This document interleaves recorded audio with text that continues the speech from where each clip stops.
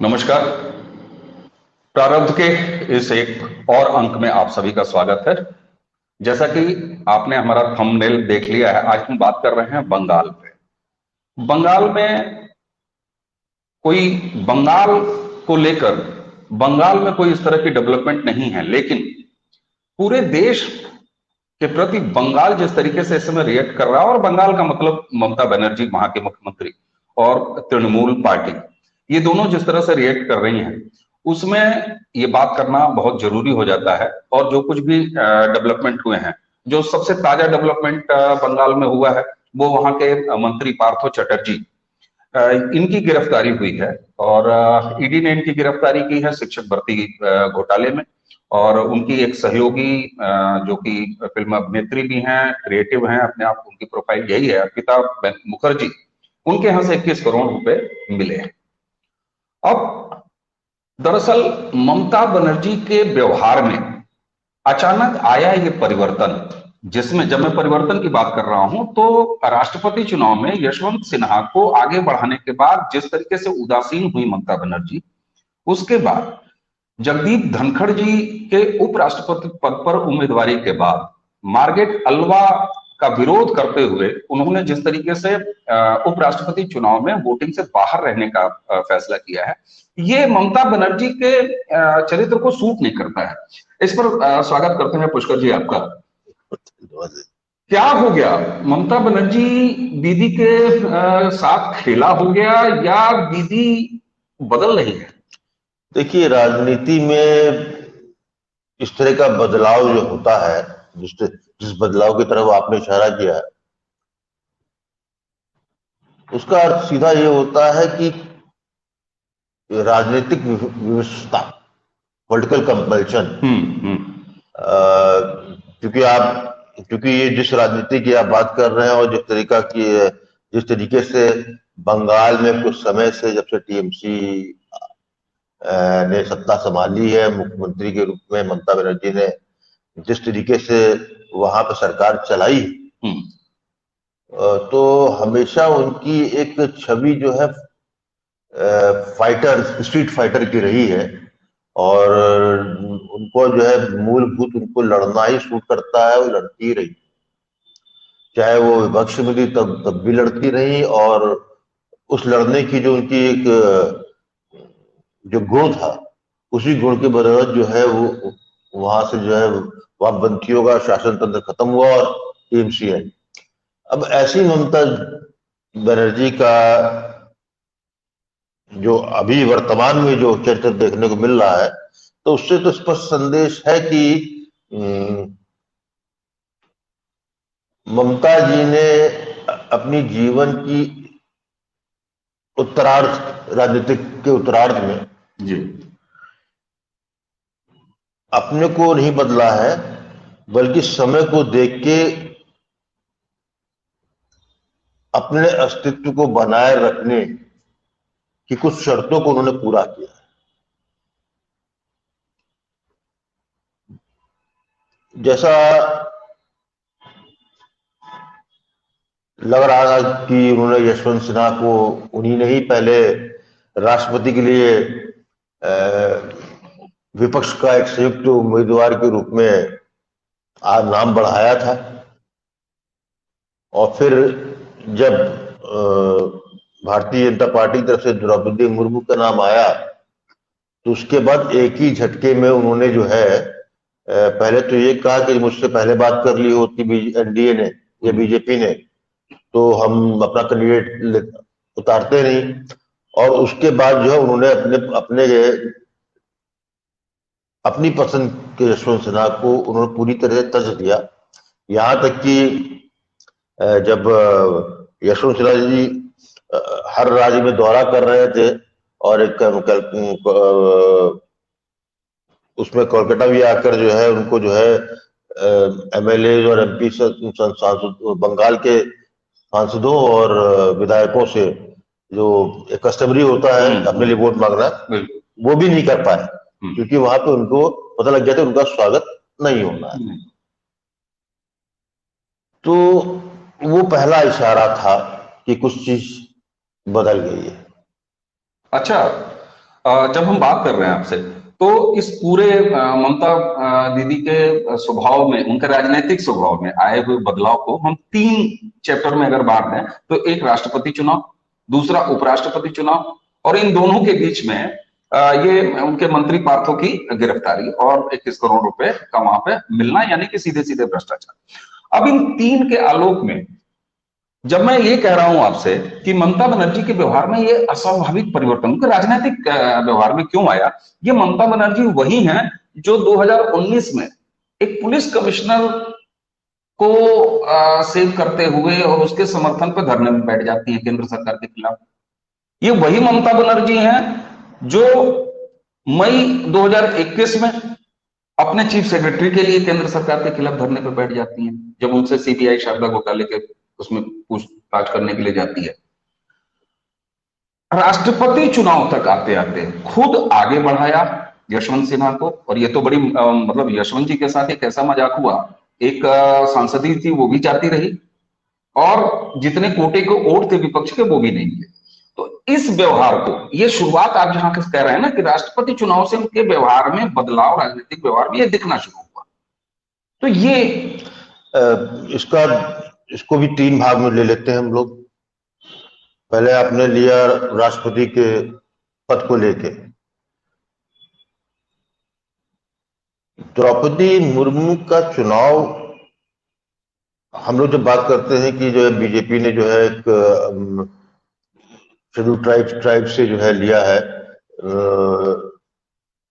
और वो इन्फ्लुएंस करेगा ये छत्तीसगढ़ और ये आपका मध्य प्रदेश हुआ और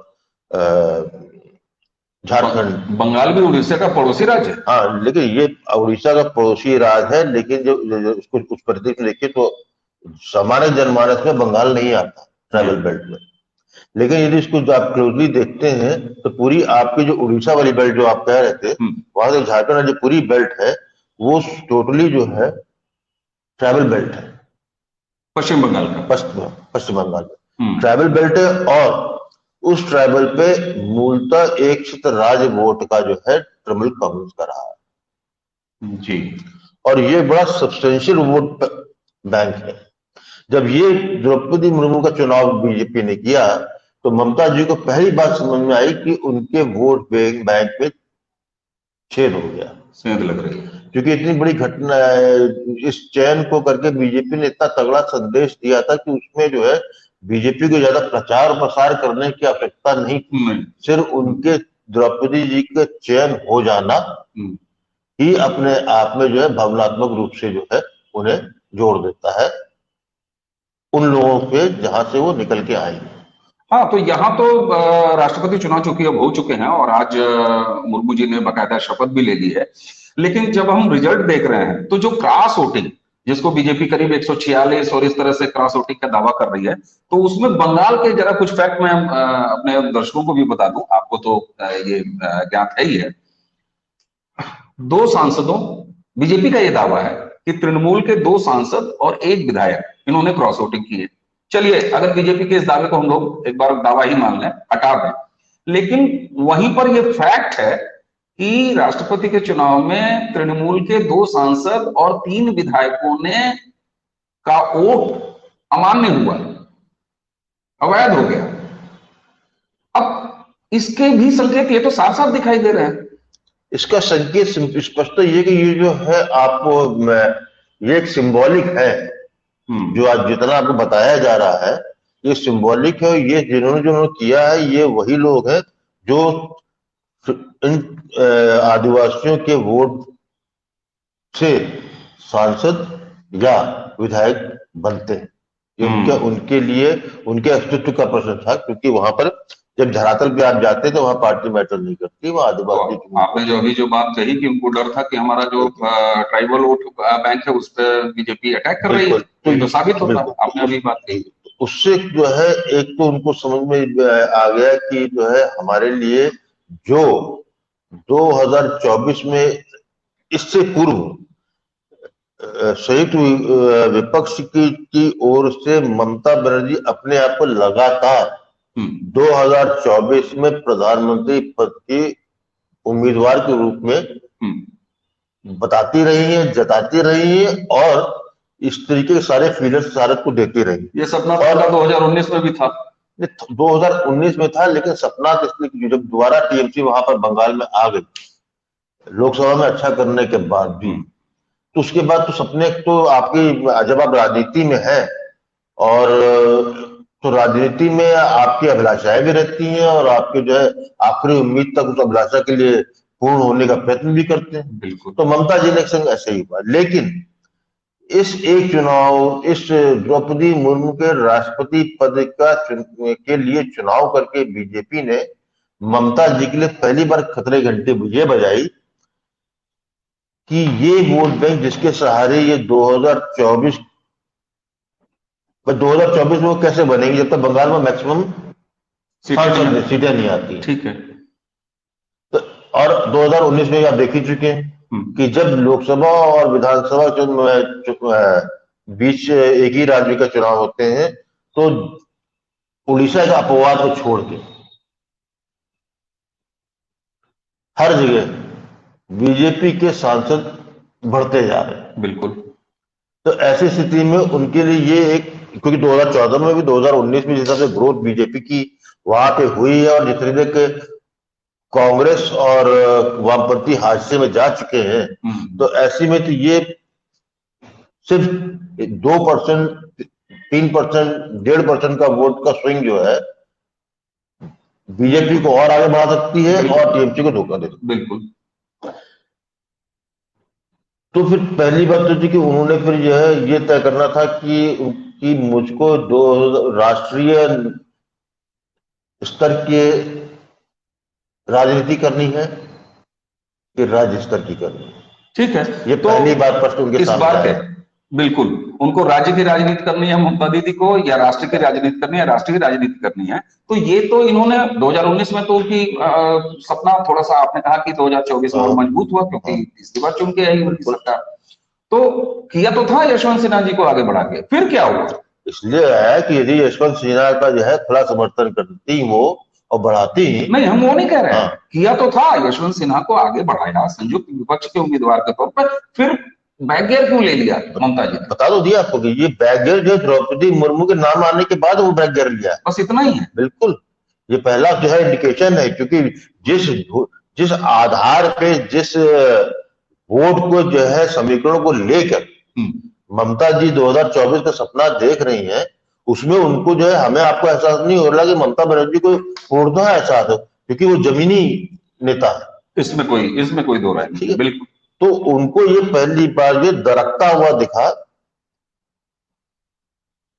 कि जो जिस वोट बैंक को जो है टिकट को ग्रांटेड लेके चल रही थी, वो समझ गई थी कि ये 2022 में अगले 2 साल में इसमें जो है और उत्थान होगा और वो जो है वो ट्रैवल बेल्ट जो है वो अपने को सीधे आइडेंटिफाई करेगी राष्ट्रपति से, उसमें टीएमसी को कहीं बीच में नहीं आते। तो बंगाल सीधे जो है बंगाल का एक वोट बैंक, स्थायी वोट बैंक जो पिछले एक दशक से ममता बनर्जी के साथ था, वो सीधे जो है अपना जो है कनेक्शन दिल्ली से जोड़ लेता है। ठीक है, तो ये पहला था। दूसरा उनके साथ प्रॉब्लम आई, जहां पर आपने दूसरे चयन की बात की, मैं उसमें बाद में आऊंगा। अच्छा, जब यहाँ पर यशवंत सिन्हा को खुद कैंडिडेट इनिशिएट किया, उसके बाद पीछे भी हट गई। मामला आपने कहा कि द्रौपदी जी के आदिवासी बैकग्राउंड की वजह से हुआ, जिसमें उनका राजनीतिक डिसीजन था कि उनका वोट बैंक। अब दरका क्या, एक तो राष्ट्रपति का उनका आगे बढ़ाया कैंडिडेट वो दरका, अब इसी के साथ क्या उनका जो केंद्रीय राजनीति में अपनी भूमिका तलाशने की थी वो भी दरका। कितना दरका, तब हम अगले चैप्टर पे आएंगे। यशवंत सिन्हा जी की इस हालत के बाद नहीं, आप यहाँ पे थोड़ा देखिए, यशवंत सिन्हा को छोड़ दीजिए, ठीक है, यशवंत सिंह को खुद ही छोड़ चुकी है, ठीक है, उनकी हार और जीत से ममता जी से कोई फर्क नहीं पड़ने वाला। उसकी जो है उसकी तरफ से खड़ा होते दिखने वो ममता जी को फर्क पड़ता था। यशवंत जी की ममता बनर्जी ने जो यशवंत सिन्हा को कोई ऐसा नहीं कि कोई एहसान कर रही थी, वो सब राजनीति की अपनी एक कैलकुलेशंस होते हैं, उनको टेस्ट करना था। मैं वही पूछ रहा था क्योंकि अल्टीमेटली टेस्ट हो गया। यशवंत सिन्हा अल्टीमेटली टीएमसी के वाइस प्रेसिडेंट, हम्म हम्म ठीक है। हम्म तो उनको ये टेस्ट करना था, लेकिन ये जो एक लकीर जो उन्होंने खींची थी, उससे बड़ी लकीर जब खिंच गई, जो उन्हें खुद ही दिख रहा था, हम्म तो उनको किसी को दिखाने की आवश्यकता नहीं थी। हम्म उनको तो जो डैमेज कंट्रोल करने की उनका था। लेकिन कुछ चीजें जो है आप ये कह सकते हैं कि क्रम में इतनी कम अंतराल में आगे होती रही कि जो आज हम ममता जी को जिस विषय में आप चर्चा का विषय बनाए हुए हैं, उनके चरित्र परिवर्तन को, तो शायद ही हम 6-8 महीने बाद इसमें चर्चा करते। इतना अंतराल लगता है इन सब घटना होने में। लेकिन क्योंकि 3 घटनाएं जो आपने गिराई, उससे जो है इतना कम अंतराल में 1 महीने के अंदर ही सब कुछ सामने आ गया। जी, अब आए दूसरे वाले चैप्टर पे। उपराष्ट्रपति का चुनाव, पर्चा भरा जा चुका है। संयुक्त विपक्ष के उम्मीदवार, या जिसको अस्वीकार भी कितने विपक्षी पार्टियों ने कर दिया। अब 13 जुलाई को, इसी महीने की 13 जुलाई को दार्जिलिंग के राजभवन में जगदीप धनखड़ साहब, जो कि उस समय तक राज्यपाल थे पश्चिम बंगाल के, ममता बनर्जी, और तीसरा इंटरेस्टिंग नाम असम के मुख्यमंत्री हेमंत बिश्व शर्मा। ये खबर निकल के आई कि वहां तीनों की एक बैठक हुई। उस बैठक में क्या बात हुई उसकी कोई बाहर चर्चा नहीं है, कुछ नहीं हुआ। ममता बनर्जी की तरफ से कहा गया कि ये एक अनौपचारिक मुलाकात थी, लेकिन उस धनखड़ साहब के साथ बैठी, जिनसे उनका पूरे समय तक बेहद कड़वाई भरा रिश्ता, बेहद कड़वाई भरा रिश्ता था। उसके बाद, और आज जब हम आप बात कर रहे हैं, तो ममता बनर्जी और उनकी टीएमसी ने यह निर्णय लिया है कि वो उपराष्ट्रपति के चुनाव से, मतदान से दूर रहेंगी। अब इस सेकंड चैप्टर को जरा विश्लेषित कीजिए, ये क्या है? मैं समझता हूँ कि पूरे घटनाक्रम में जो हमको जहां सूत्र दिखते हैं, जिस विषय पर हम आज चर्चा कर रहे हैं, उसके सूत्र वो 13 जुलाई की मीटिंग से थे। अच्छा। उसमें फोटोग्राफ डेलिबरेटली, क्योंकि ये सब फोटो जो ऐसे नहीं होती है, बंद कमरे की थी, तो प्रेस रिलीज हुई है। और जिस तरीके से तीनों ही जो मेन पात्र है, उनको बड़ा सहज होते हुए दिखाया गया है। उनकी बॉडी लैंग्वेज इस तरह की थी कि ये महज औपचारिक भेंट वार्ता नहीं थी। वही तो मैं आपसे जानना चाहता हूं कि वो अनौपचारिक क्या है, इस औपचारिक देखिए, अभी बंद कमरे की बातें हैं, और उसपे एक से एक विश्लेषक लोगों ने अपने अपने इनपुट्स दिए हैं, जो वहां से सूत्रों से जो पता लगा, जो निकली। पूरी बात तो शायद कभी किसी को ना पता लग पाएगी, लेकिन जो आगे हुआ उसको देख के स्पष्ट ये लग रहा है कि असम के मुख्यमंत्री विश्वकर्मा जी जो है, ये सिर्फ एक असम के मुख्यमंत्री की भूमिका में वहां नहीं थे। वो मैं समझता हूं पूरी तरीके से, मुझे विश्वास भी है कि वो भारतीय जनता पार्टी के दूत के रूप में ज्यादा थे। अच्छा। वो डेफिनेटली वहां पर जो है ममता जी को आने वाले समय की कुछ झांकियां दिखाने लायक आए थे। और मुझे ये भी विश्वास है पूरा कि उस वार्ता में ही ममता जी को बता दिया गया था कि जो आपके सामने जगदीप धनखड़ जी बैठे हैं, ये अगले भारत के उपराष्ट्रपति होंगे। दूसरा,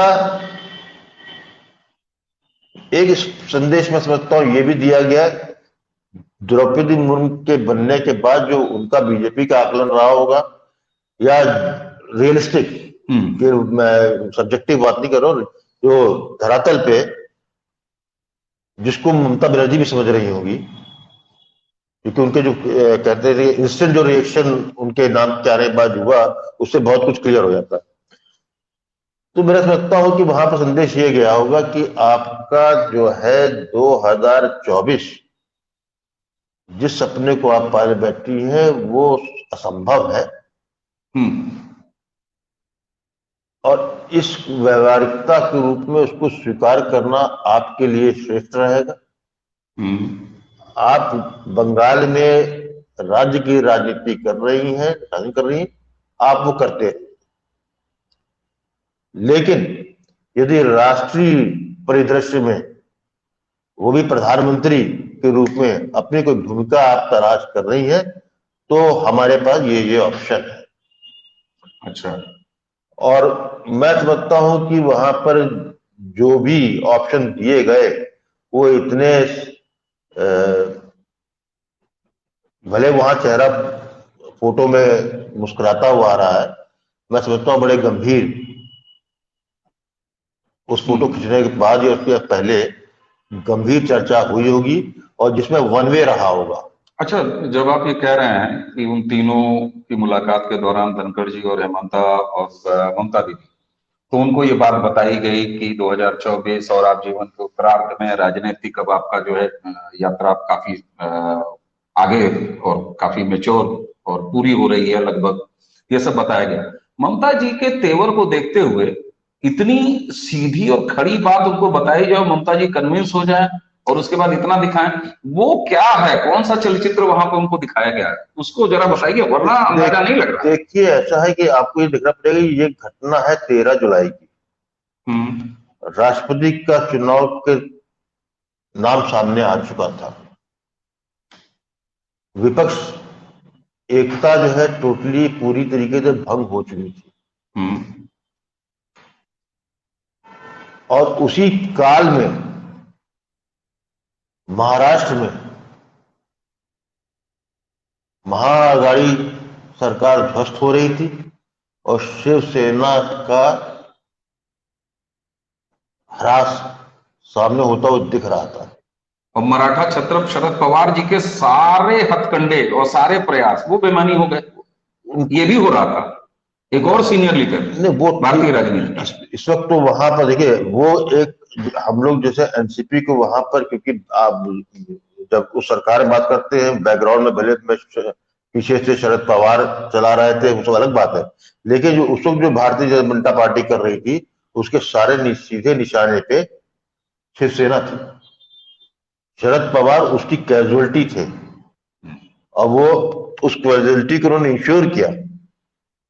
नहीं तो क्या आप सोचते हैं कि क्या उस पीरियड में क्या उनके कांग्रेस के विधायकों या शरद पवार की पार्टी एनसीपी के विधायकों से संपर्क नहीं होंगे? नहीं छुआ। बल्कि लोगों ने तो मजाक किया सोशल मीडिया पे कि कांग्रेस वाले एमएलए पूछ रहे हैं कि भाई कोई हमें भी तो पूछ लो। तो इसके मतलब यह है कि वो जो जो राजनीति मोदी की बीजेपी कर रही है, वो जब निर्ममता पे आते हैं तो फिर वो जो है अपने लक्ष्य उनके बहुत बड़े। ठीक है, अब मैं आपको शिवसेना से वापस ले आऊंगा, वो 13 जुलाई और दार्जिलिंग। तो ये जो हो रहा था, तो ये सब कुछ ममता बनर्जी जी की पूरे, आप सोचते हैं कि ममता बनर्जी से बीच में शरद पवार की बात नहीं हो रही होगी, ठाकरे जी बतिया नहीं रहे होंगे, या ये खुद टोन ही ले रही हूँ क्या हो रहा क्या नहीं हो रहा। तो जब उन्होंने देखा कि भारत में बीजेपी के बाद एक ही पार्टी है शिवसेना जो हिंदुत्व के नाम पे वोट लेती रही, जब उसका हर्ष, या ये कह सकते हैं कि जो उनका लक्ष्य है 2024 को लेके मोदी जी का, उस लक्ष्य में कोई कॉम्प्रोमाइज नहीं करेंगे। उस लक्ष्य में जो है ये समझ लीजिए कि उनके लिए एक तरीके से, इसको धर्म अधर्म तो मैं कहना नहीं चाहूंगा, लेकिन यदि उस परिप्रेक्ष्य में देखें कि जो उनका लक्ष्य है, उस लक्ष्य के लिए जो भी उन्हें करना पड़ेगा वो करेंगे। यह स्पष्टता उनको ममता बनर्जी को बता दिया गया था और दिखा भी दिया गया और वो स्वयं भी देख रही थी।